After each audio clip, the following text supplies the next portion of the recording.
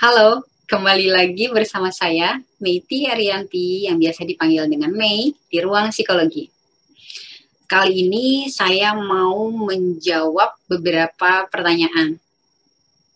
Jadi, ada beberapa curhatan yang masuk ke saya, dan saya memutuskan untuk membaginya kepada kalian semua.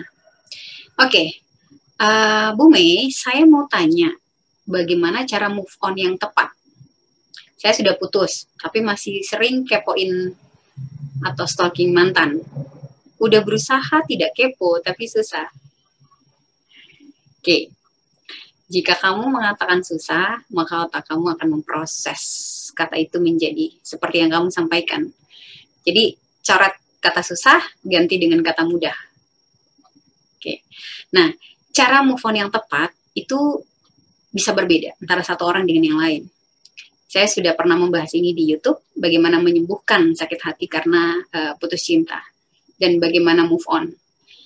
Salah satu hal yang memudahkan kamu untuk move on, itu adalah dengan membuat dirimu bergerak maju.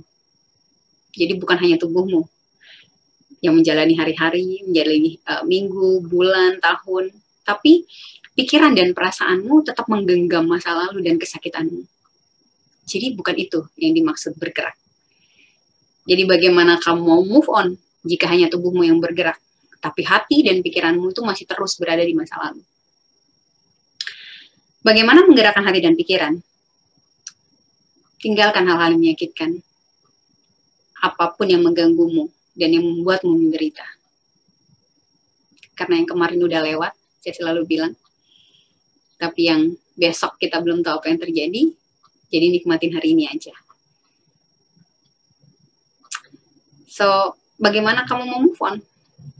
Kalau pada kenyataannya kamu masih terus stalking mantan, terus ngintilin, pengen tahu tentang mantan, dan terus melihat dia di masa kini. Padahal harusnya kamu meninggalkan dia di belakang, karena dia adalah part yang udah lewat buat hidup kamu.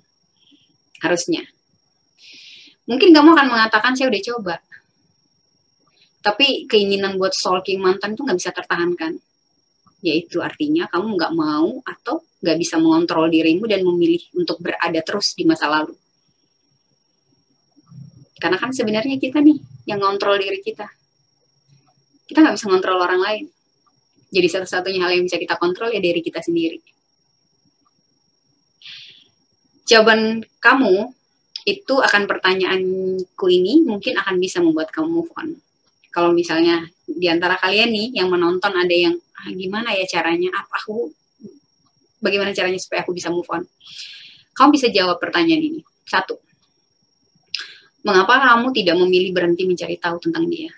Coba cari, apa sih sebenarnya alasan kamu? Kenapa kamu nggak bisa berhenti untuk stalkingin mantan? Yang kedua, apa yang kamu peroleh dengan melakukan hal tersebut? Dengan terus stalkingin mantan, kamu dapat apa?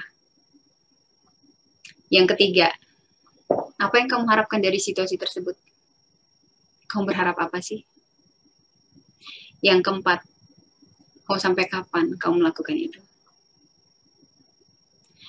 Yang kelima, apakah kamu ada kepuasan setelah melakukan stalking itu? Kamu merasa puas nggak? Atau malah justru itu akan terus menyakitimu? Setelah kamu jawab pertanyaan itu, kamu akan lihat. Lihat apa yang kamu cari dengan tetap melakukan perbuatan itu, dan kamu akan sadar, oh iya ya, berarti aku harus berhenti. Selamat mencoba.